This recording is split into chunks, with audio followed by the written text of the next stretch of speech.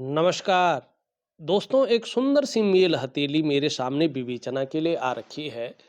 और हथेली की आकृति एकदम जो है आयताकार है। एक जिज्ञासु प्रवृत्ति का इंसान आप हैं और इसकी प्रवृत्ति भी रहेगी। और थोड़ा दार्शनिकता भी आपके अंदर जरूर बनी रहेगी। लेकिन यहाँ पे एक चीज देखिएगा, आपकी सबसे छोटी उंगली पूरी तरह से झुक रही है इसकी तरफ, लेकिन बहुत छोटी है, इसके पहले पोरवे से बहुत नीचे है। धन कमाने की ललक तो बहुत ज्यादा आपके अंदर है, लेकिन दबा दबा सा व्यक्तित्व यहाँ पे दिखाई दे रहा है। जो आपकी कम्युनिकेशन स्किल्स है वो पूरी तरह से उभर कर नहीं आ पा रही है। जो आपका व्यक्तित्व है वो पूरी तरह से उभर कर और निखर के नहीं आ पा रहा है, जिसकी वजह से कहीं ना कहीं जो है आपको आर्थिक रूप से और सामाजिक रूप से और जो है पारिवारिक रूप से उसका जो सुख मिलना चाहिए उसमें बहुत ज्यादा कमी दिखाई दे रही है। दूसरी चीज, वर्तमान में अगर आप देखेंगे तो आपका चंद्रमा बहुत अच्छा नहीं दिखाई दे रहा है। चंद्रमा बहुत ज्यादा जो है असंतुलित अवस्था में है, जिसके कारण आपका मन गड़बड़ रहता होगा। मानसिक परेशानी से, तनाव से जरूर आप गुजरते होंगे। बार बार एंजाइटी का आना, डिप्रेशन का आना, कैश और बरकत में भी कमी का आना, ये इस चीज को दिखा रहा है। कई बार ये आपको बहुत ज्यादा भावुकता कर सकता है और या इमोशनली आपको परेशान कर सकता है। कभी कभी आपका मन इसकी वजह से अच्छा नहीं रहेगा। मन भटक सकता है, मन व्याकुल हो सकता है और मन जो है कहीं ना कहीं एकाग्रता की कमी ला सकता है। काम यहाँ कर रहे हैं, मन कहीं और गया हुआ है। इस दौरान अपने डाइजेस्टिव सिस्टम का भी आपको ध्यान रखना होगा, क्योंकि मन सही नहीं रहेगा तो पेट की दिक्कतें आ सकती हैं। माँ को लेके भी कहीं न कहीं चिंताएं उभर सकती हैं, या माँ के साथ मतभेदता रह सकती है, या माँ से दूर रह सकते हैं। माँ का सुख मिलना थोड़ा कम दिखाई दे रहा है। नींद आने में भी आगे चलकर दिक्कतों का आपको सामना करना पड़ सकता है। देखिएगा, चंद्रमा तन मन धन तीनों का कारक है। ऐसे में तन भी खराब रहता है, मन भी खराब रहता है और धन के रिजल्ट भी खराब आने शुरू हो जाते हैं। सबसे बड़ी बात, कई बार ऐसे में व्यक्ति बेवजह ही लोगों की नजरों में विलेन बन जाता है। अपने चंद्रमा को आपको ठीक करना होगा, उपाय मैं दे दूंगा। यहाँ पे वर्तमान में देखेंगे तो आपकी करियर और धन की रेखा टूट टूट कर आगे बढ़ रही है। और देवगुरु आचार्य बृहस्पति जी शनि की तरफ दृष्टि गोचर कर रहे हैं। 100% आपके जीवन में अगर मैं देखूं यहाँ पे, तो गुरु चांडाल योग बन रखा है। एक नेगेटिव ऊर्जा आपके जीवन में प्रवेश कर चुकी है। और ये आपके घर में वास्तु दोष है, जहां आप रहते हैं वहां वास्तु दोष है, और साथ में पितृ दोष भी आ गया है, जिसके कारण आपका जीवन एक बहुत जो है असंतुलित अवस्था का हो गया है। यहाँ पे देखेंगे, जब करियर और धन की रेखा एक सीधी अवस्था में नहीं रहती है तो इसका फल भी दुष्ट मिलता है। ऐसे में जो आपका करियर का मामला है, जो आपका धन का मामला है, उसमें स्थायित्व नहीं आ पाता है, स्टेबिलिटी नहीं आ पाती है। ऊपर से अगर आप देखेंगे, आपका ऊपरी निम्न मंगल बहुत ज्यादा उठ गया है। ये एक तो तनाव की सीमा को लांग देता है, बहुत ज्यादा तनाव व्यक्ति को बेवजह का दे देता है। दूसरी बात, इसकी वजह से क्षण भंगुर वाला गुस्सा व्यक्ति के अंदर बहुत ज्यादा हावी हो जाता है। फटाक से गुस्सा आ गया, सब कुछ हो गया, उसके बाद व्यक्ति डाउन हो जाता है, पछताता है, लेकिन गुस्से को उस समय रोक नहीं पाता है। यहाँ पे ये चीजें बड़ी खतरनाक हैं। और एक चीज और देखिएगा, आपका ये अंगूठे का पहला पौरवा छोटा है, दूसरा बहुत ज्यादा लंबा है। थोड़ा संभल के चलना होगा आपको। आप अपना नुकसान अपनी जल्दबाजी में कर सकते हैं। निर्णयों के कारण आपका नुकसान होगा। बड़ा सोच समझकर आपको अपने जीवन काल में निर्णय लेने चाहिए। आपके जीवन में जो स्थिति बेहतरीन अवस्था की आ रही है, 36 वर्ष की आयु से आपके जीवन में चीजें बेहतर होनी शुरू हो जाएंगी। भाग्योदय की स्थिति आनी शुरू हो जाएगी। फिर 42वें वर्ष की आयु में आपको इसका बहुत अच्छा लाभ मिलेगा। फिर 45वें वर्ष में पूर्ण भाग्योदय आपका हो जाएगा। तो जीवन में सब कुछ जो है चीजें बेहतरीन होंगी। फिर 56वें वर्ष के बाद या 56वें वर्ष में दोबारा आपका भाग्योदय है, मानी बुढ़ापा बहुत अच्छा रहेगा।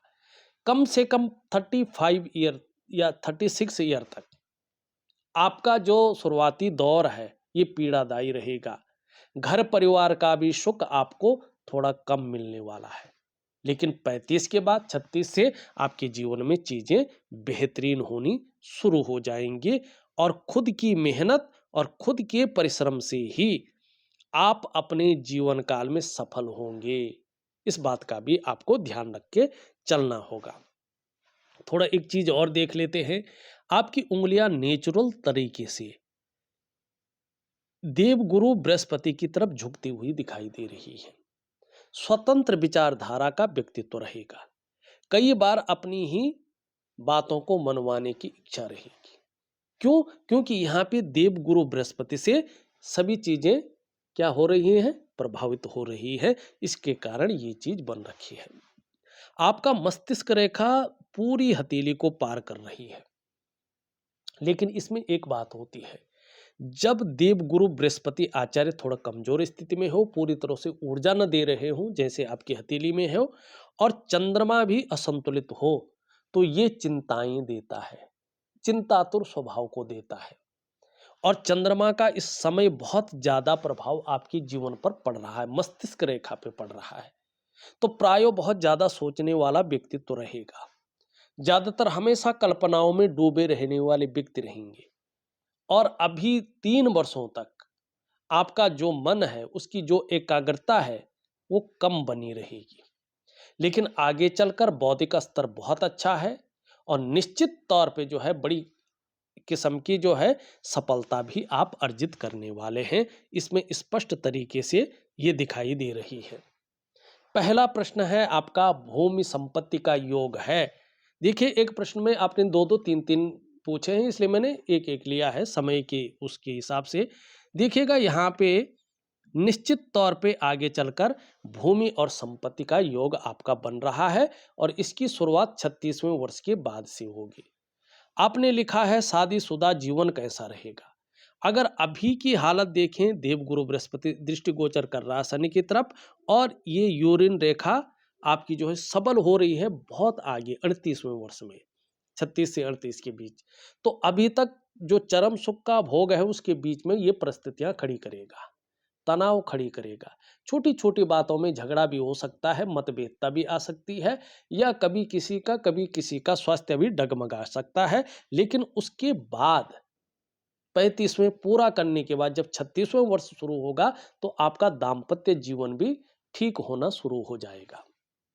तीसरा आप लिखते हैं, मेरे और मेरी पत्नी के ऊपर एक नेगेटिव ऊर्जा का प्रभाव है जिसकी वजह से हम लोग तनाव में रहते हैं, वो कब खत्म होगा। ये वास्तु दोष और पितृदोष के आने के कारण हुआ है। आपको दोनों को ठीक करना पड़ेगा। वैसे 36 ईयर से जब आप 36वें वर्ष में पहुंचेंगे ये अपने आप ठीक होता हुआ दिखाई दे रहा है।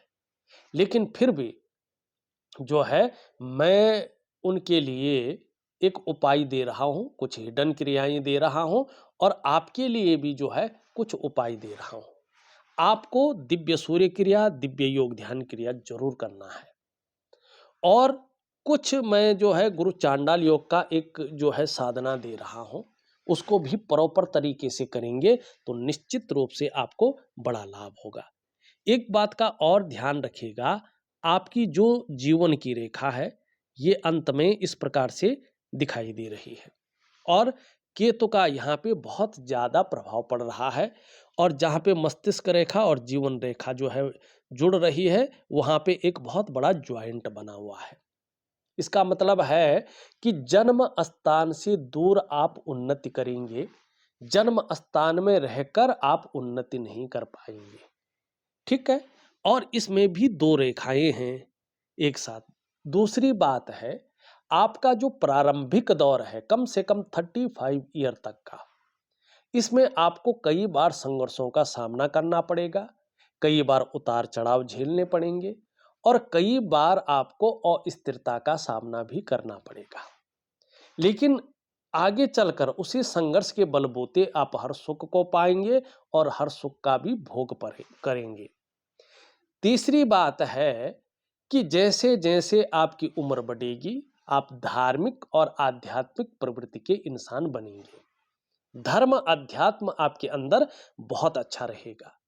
लेकिन ये चीज बता रही है कि एक जिम्मेवार व्यक्ति रहेंगे आप। आपके ऊपर एक प्रेशर बहुत ज्यादा रहने वाला है। आपके ऊपर पारिवारिक जिम्मेवारियां बहुत ज्यादा रहेंगी। आप स्वच्छंद उड़ना तो चाहेंगे, लेकिन किसी एक जिम्मेवारी के कारण, किसी एक चीजों के कारण स्वच्छंद नहीं उड़ पाएंगे। मानी एक जिम्मेवार इंसान रहेंगे, जो ठीक है। ये चिन्ह जैसे जैसे प्रखर होता जाएगा, आपको यात्राओं का बेहतरीन लाभ मिलेगा, जिससे मन प्रसन्न रहेगा, जीवन में खुशनुमा माहौल बना रहेगा। ये भी बता रहा है जैसे जैसे आपकी उम्र बढ़ेगी, वैसे वैसे जो है आपकी आर्थिक स्थिति को भी ये मजबूत करेगा। आपको सुखों का अनुभव कराएगा। आपको अपने इष्ट का लाभ मिलेगा और अपने पारिवारिक जो सुख है उसका भी बहुत अच्छा लाभ आपको प्राप्त होने वाला है। ये चीजें इस बात को यहाँ पे दोहरा रही हैं। ठीक है ना। ये रेखा स्पष्ट तरीके से देखेंगे तो ये रेखा बहुत अच्छी है। आगे चलकर ये बता रही है कि सफलता आपको जरूर मिलेगी। आयु आपकी बहुत अच्छी रहेगी। व्यवसाय इत्यादि की अगर सोच रहे हो तो 36 ईयर से इसमें सफलता को ये दिखा रही है, तरक्की आपको मिलने वाली है। आगे चलकर आपका कम्युनिकेशन स्किल्स बहुत शानदार रहने वाला है और बोलने के ढंग के कारण भी आप अपने जीवन काल में धन कमाएंगे। लेकिन एक कमी आपके जीवन में रहने वाली है, एक तो इस रेखा के कारण और एक चंद्रमा के कमजोर होने के कारण। पेट की दिक्कतें आपको परेशान कर सकती हैं। इस बात का आपको विशेष ध्यान रखना होगा। कुल मिला के अगर बात करें, आपको अगर अपने भाग्य को सौभाग्य में बदलना है तो आपको अपने हाथ से, ठीक है ना, अगर आपके परिवार में जो बड़ा आदमी होगा ना, उनको कहें कि पितृदोष का निवारण करें। एक नारायण बलि आपको करनी है और गंगा तट पे करनी है, जहां पे पितरों को मोक्ष मिलता है। दूसरा, उसके बाद आपको समय के बाद अपने घर में किसी अच्छे वास्तुशास्त्री को बुला दें और वास्तु को ठीक जरूर करें।